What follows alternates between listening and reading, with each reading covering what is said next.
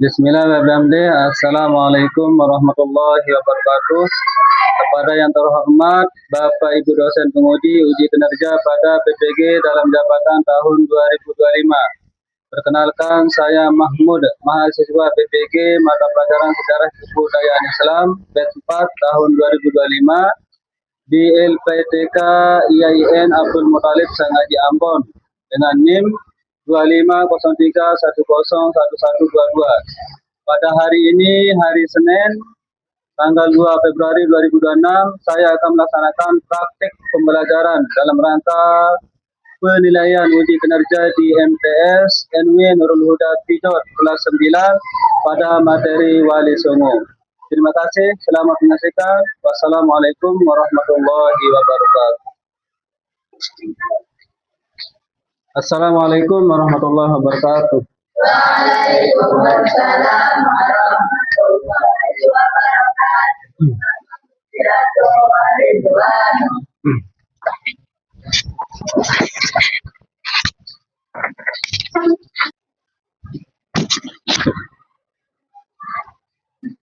Nanda soleh solehah, kita bersyukur pada Allah dengan ucapan Alhamdulillahirabbil alamin.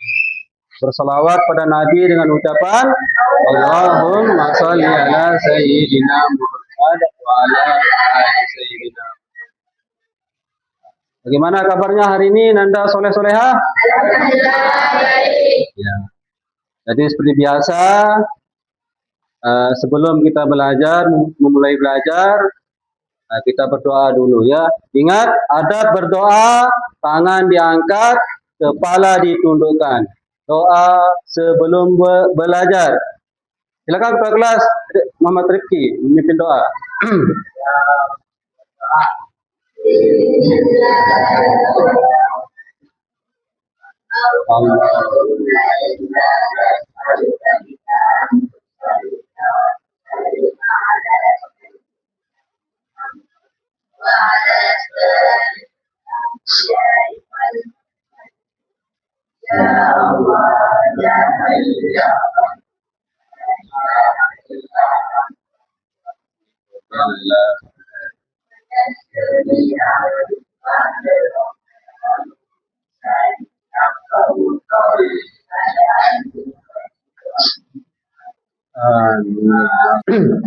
Pak Guru absen dulu ya. Nopi Puspa Maria, Octavia Media Dwi Lestari, Nova Saskia, Ismaini,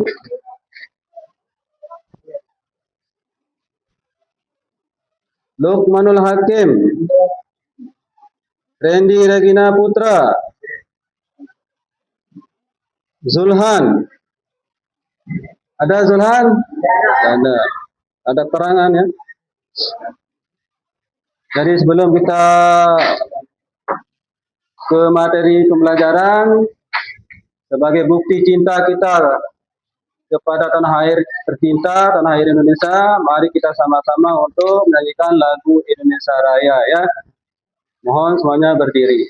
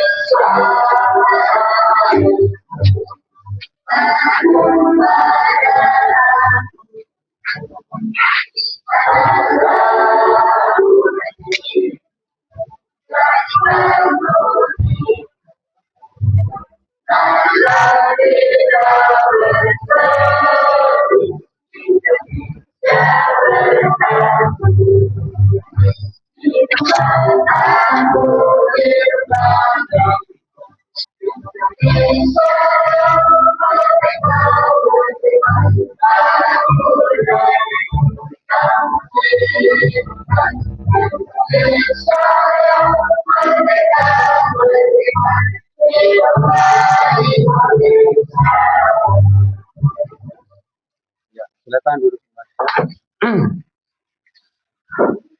Baik, Nanda soleh solehah. Jadi untuk pertemuan kita ini kita akan membahas tentang Wali Songo ya. Di mana pertemuan yang sudah lewat kita sudah membahas tentang proses masuknya Islam ke Indonesia. Ada yang masih ingat? Ada beberapa jalur atau saluran masuknya Islam ke Indonesia. Ada jalur apa saja? Ada perdagangan, ya bagus. Apa juga? Perkawinan, pintar. Apa juga? Pendidikan, 100. Apa juga? Politik dan tasawuf, ya. Itu jalur-jalur atau saluran masuknya Islam ke Indonesia. Jadi sekarang kita akan melanjutkan ke materi Wali Songo. Ada yang tahu? Pernah dengar kata Wali Songo? Wali artinya wakil. Ada lagi? Wali, wakil. Yang lain? Arti waliullah ya, kita bahas tentang waliullah. Wali Songo orang yang dekat dengan Allah Subhanahu wa taala. Ada juga yang lain? Orang yang mencintai dan dicintai Allah. Sedangkan Songo berasal dari bahasa Jawa ya, yang artinya 9. Jadi kita akan membahas 9 tokoh ini ya, 9 tokoh ulama ya yang telah berjasa menyebarkan agama Islam di Nusantara, wabil khusus di Pulau Jawa ya. 9 orang yang mencintai dan dicintai oleh Allah yang bertugas menyebarkan agama Islam di Indonesia. Siapa saja beliau itu? Yang pertama namanya Wali Songo. Yang pertama Sunan Gresik ya.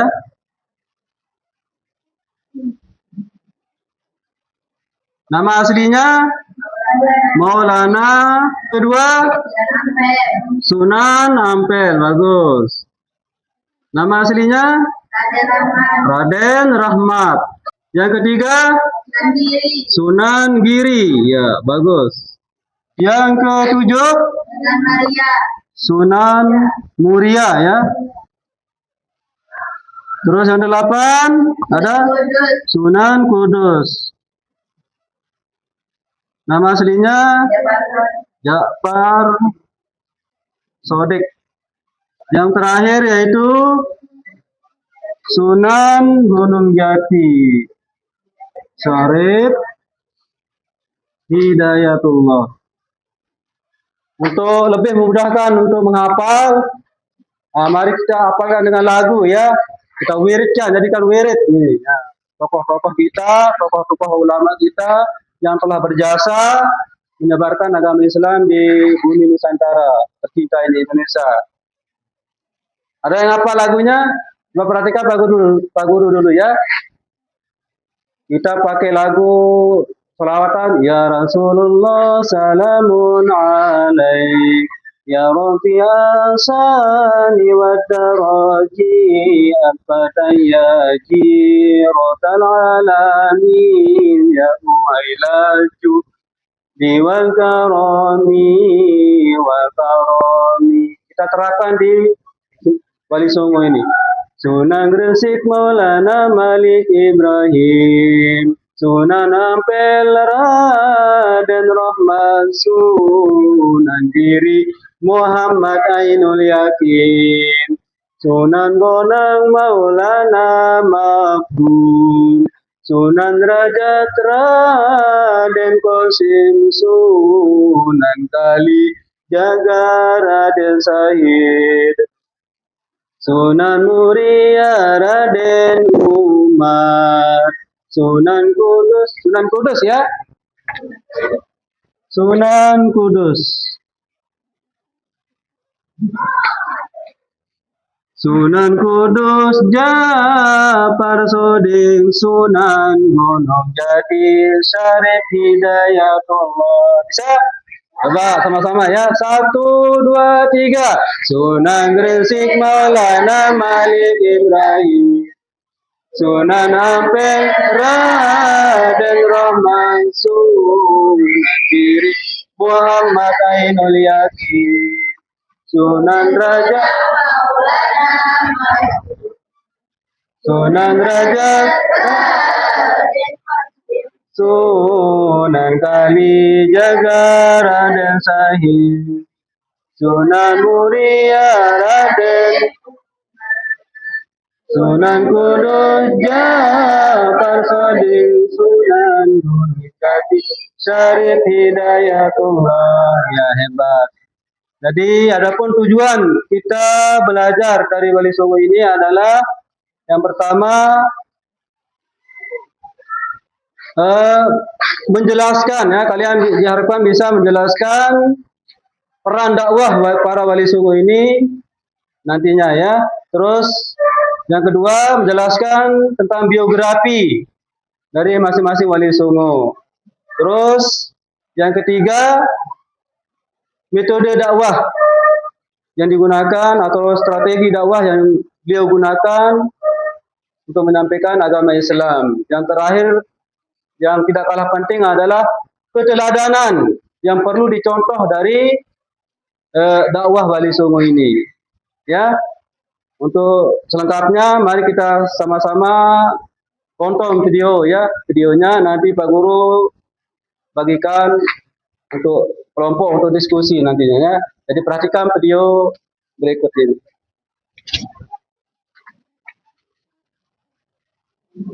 Assalamualaikum warahmatullahi wabarakatuh. Selamat datang di channel Umat Muslim. Pernahkah Anda mendengar tentang 9 wali yang menyebarkan agama Islam di tanah Jawa? Mereka dikenal sebagai Wali Songo, sosok-sosok mulia yang dengan penuh hikmah dan kebijaksanaan membawa cahaya Islam ke Nusantara. Di video kali ini, kita akan menggali lebih dalam tentang peran, perjuangan, dan kisah inspiratif dari masing-masing Wali Songo. Bersiaplah untuk sebuah perjalanan sejarah yang penuh dengan pelajaran berharga. Wali Songo berarti 9 orang wali. Mereka adalah Maulana Malik Ibrahim, Sunan Ampel, Sunan Giri, Sunan Bonang, Sunan Derajat, Sunan Kalijaga, Sunan Kudus, Sunan Muria, serta Sunan Gunung Jati. Mereka tidak hidup pada saat yang persis bersamaan, namun satu sama lain mempunyai keterkaitan erat. Bila tidak dalam ikatan darah, juga dalam hubungan guru murid Maulana Malik Ibrahim yang tertua. Sunan Ampel anak Maulana Malik Ibrahim. Sunan Giri adalah keponakan Maulana Malik Ibrahim yang berarti juga sepupu Sunan Ampel. Sunan Bonang dan Sunan Derajat adalah anak Sunan Ampel. Sunan Kalijaga merupakan sahabat sekaligus murid Sunan Bonang. Sunan Muria anak Sunan Kalijaga. Sunan Kudus murid Sunan Kalijaga. Sunan Gunung Jati adalah sahabat para Sunan lain, kecuali Maulana Malik Ibrahim yang lebih dahulu meninggal. Mereka tinggal di pantai utara Jawa dari awal abad 15 hingga pertengahan abad 16 di 3 wilayah penting, yakni Surabaya, Gresik, Lamongan di Jawa Timur, Demak, Kudus, Muria di Jawa Tengah, serta Cirebon di Jawa Barat. Mereka adalah para intelektual yang menjadi pembaharu masyarakat pada masanya. Mereka mengenalkan berbagai bentuk peradaban baru, mulai dari kesehatan, bercocok tanam, niaga, kebudayaan dan kesenian, kemasyarakatan hingga pemerintahan. Yang pesantren Ampel Benta dan Giri adalah 2 institusi pendidikan paling penting di masa itu. Dari Giri, peradaban Islam berkembang ke seluruh wilayah timur Nusantara. Sunan Giri dan Sunan Gunung Jati bukan hanya ulama, namun juga pemimpin pemerintahan. Sunan Giri, Bonang, Kalijaga, dan Kudus adalah kreator karya seni yang pengaruhnya masih terasa hingga sekarang. Sedangkan Sunan Muria adalah pendamping sejati kaum jelata. Era Wali Songo adalah era berakhirnya dominasi Hindu Buddha dalam budaya Nusantara untuk digantikan dengan kebudayaan Islam. Mereka adalah simbol penyebaran Islam di Indonesia, khususnya di Jawa. Tentu banyak tokoh lain yang juga berperan. Namun peranan mereka yang sangat besar dalam mendirikan kerajaan Islam di Jawa, juga pengaruhnya terhadap kebudayaan masyarakat secara luas, serta dakwah secara langsung, membuat 9 wali ini lebih banyak disebut dibanding yang lain. Masing-masing tokoh tersebut mempunyai peran yang unik dalam penyebaran Islam. Mulai dari Maulana Malik Ibrahim yang menempatkan diri sebagai tabib bagi kerajaan Hindu Majapahit, Sunan Giri yang disebut para kolonialis sebagai paus dari timur, hingga Sunan Kalijaga yang mencipta karya kesenian dengan menggunakan nuansa yang dapat dipahami masyarakat Jawa, yakni nuansa Hindu dan Buddha. Berikut kita bahas satu persatu. Maulana Malik Ibrahim.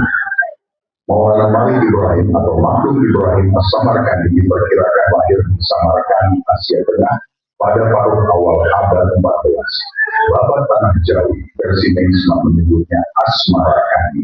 Mengikuti pengucapan lidah Jawa terhadap As-Samarkandi, berubah menjadi Asmarakandi.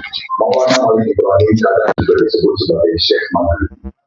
Sebagian rakyat malah menyebutnya kakek Bantal. Ia bersaudara dengan Maulana Isa, ulama terkenal di Samudra Pasai, sekaligus ayah dari Sunan Giri, Raden Paku. Ibrahim dan Isa adalah anak dari seorang ulama Persia bernama Maulana Jumadil Kubro yang menetap di Samarkand.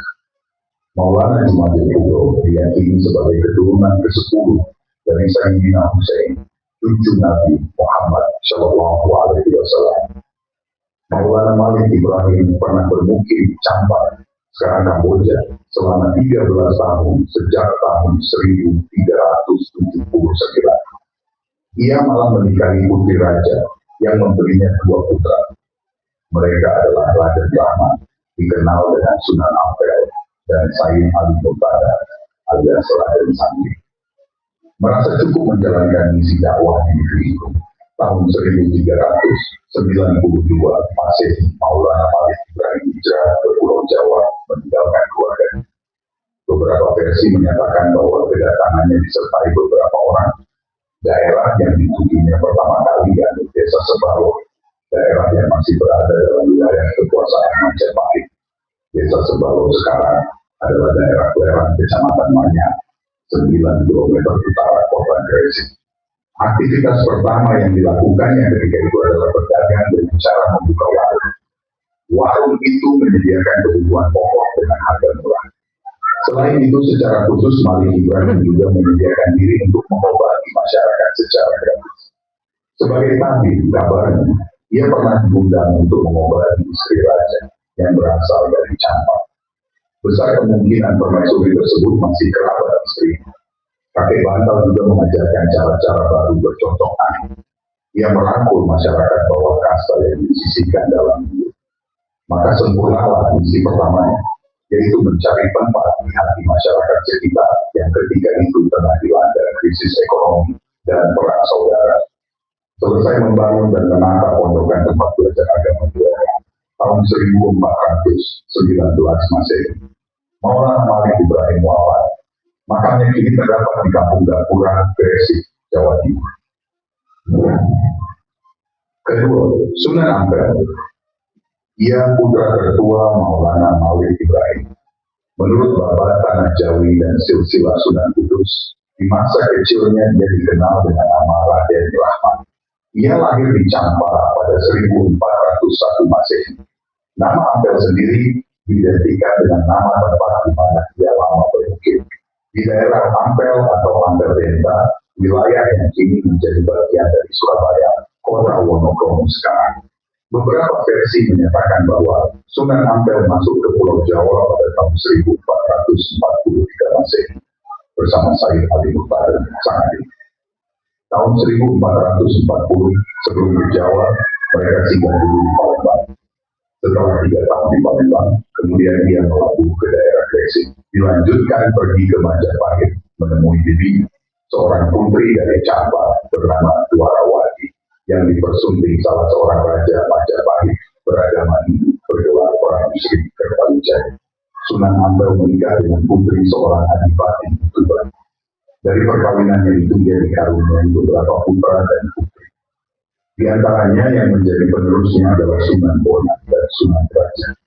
Ketika Kesultanan Demak 25 km arah selatan kota Kudus hendak didirikan, Sunan Ampel turut membidani lahirnya kerajaan Islam pertama di Jawa Timur. Ia pula yang menunjuk muridnya Raden Patah, putra dari Prabu Brawijaya V Raja Majapahit, untuk menjadi Sultan Demak tahun 1475 Masehi. Ya, Nanda soleh-soleha. Jadi Indonesia sebelum Islam didominasi oleh budaya Hindu-Buddha, ya. Jadi alhamdulillah berkat tokoh-tokoh ulama ini, Wali Songo 90% lebih, ya, penduduk Indonesia memeluk agama Islam. Alhamdulillah, termasuk kita ini dari keturunan Islam. Alhamdulillah, ya. Baik, Anda soleh-solehah. Sekarang kita bagi kelompok, ya. Kelompok untuk mendiskusikan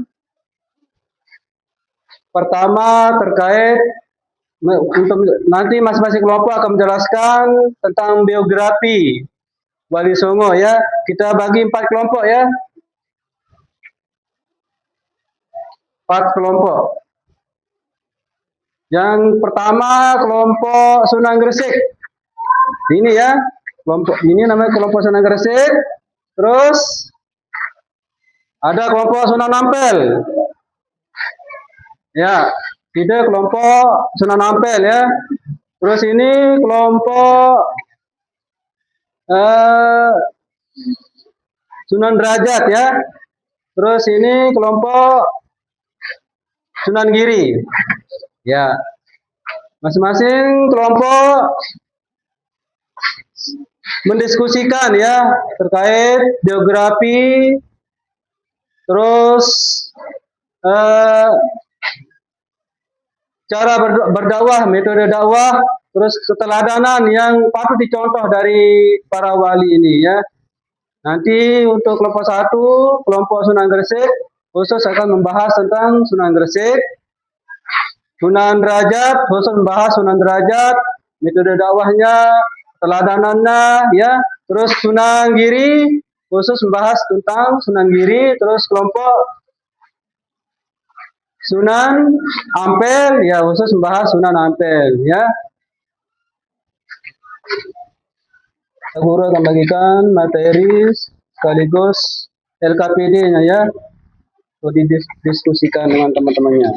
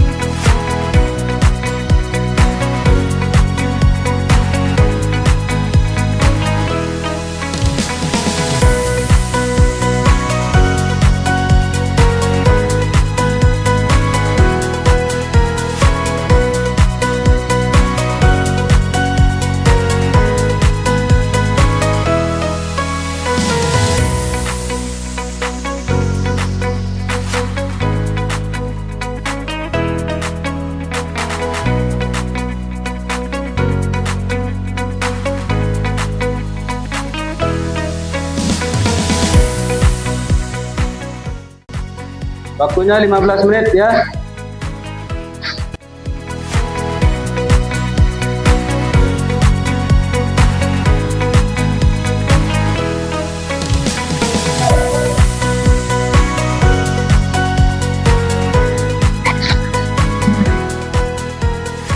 Ya, sudah.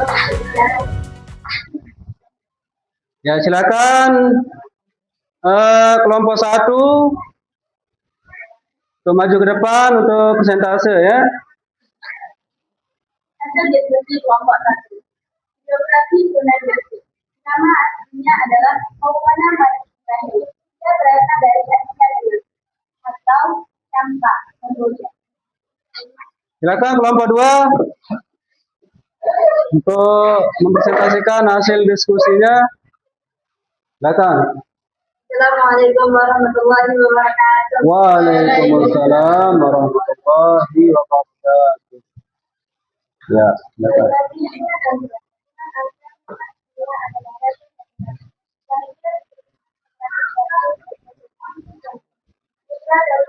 Ya, kita berikan aplaus untuk kelompok 2. Silakan kelompok 3 maju untuk mempresentasikan hasil diskusinya. Ya. Dan hasilnya adalah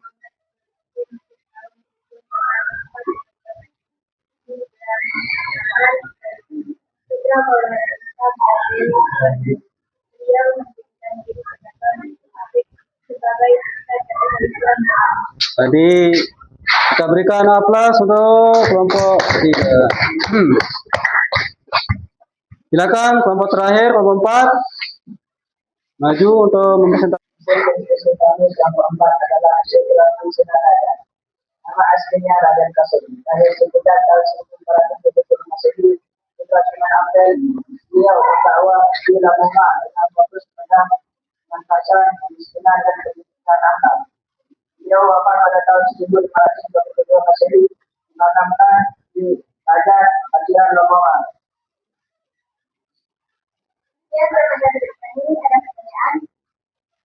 Ya, silakan kelompok 2. apakah penyebaran agama Islam oleh pahlawan Ya, silakan. akan berbeda uang ada perpaduan antara kalau itu mau tidak mengapa Iya, luar biasa kelompok 4. Aplaus untuk kelompok 4. Ya, ada lagi? Baik, Nanda Soleh-Soleha. Ini kelihatan ngantuk ini, Nanda ini. Coba kita tes semangat belajarnya ya dengan tepuk ber. Coba 1, 2, 3. Tepuk ber 1 kali. Ber 2 kali. Ber 3 kali. Berkali-kali. Ber 3 ber. Ya, tak boleh ngantuk ya.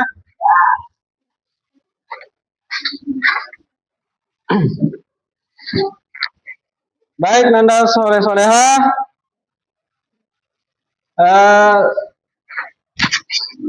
Dari penyampaian materi tadi ada yang bisa untuk merefleksikan materi-materi yang sudah disampaikan baik lewat video tadi maupun presentasi temannya. Silakan, ada yang bisa untuk merefleksikan? Iya, Nopi, silakan. Refleksi. pembelajaran menekankan pada metode dakwah, humanisme dan akulturatif yang mengintegrasikan ajaran Islam dengan budaya lokal atau seni tradisi melalui pendekatan damai dan teladan sehingga Islam mudah diterima tanpa konflik. Ada lagi yang bisa? Iya, Tetin, silakan. Kelompok 2.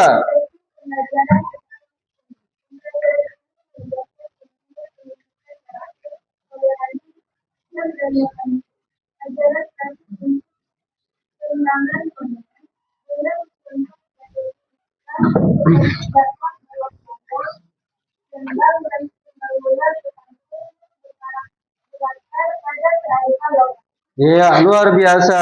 Kita berikan aplaus untuk temannya kelompok 2.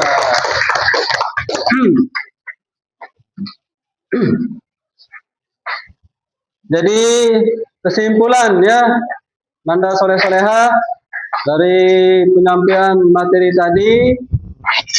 Jadi masing-masing wali songo ini mempunyai cara tersendiri ya, mempunyai strategi, metode sendiri untuk mendekati mengambil hati masyarakat pada masa itu yang didominasi oleh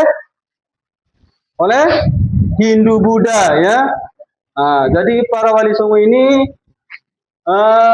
mempunyai cara tersendiri bagaimana cara untuk mengambil hati, mendekati masyarakat untuk menyelipkan daripada ajaran-ajaran Islam. Ya, luar biasa perjuangan para wali songo ini sangat-sangat berjasa kepada tanah air tercinta ini, ya, yang didominasi oleh Hindu Buddha sekarang menjadi 90% lebih memeluk Islam.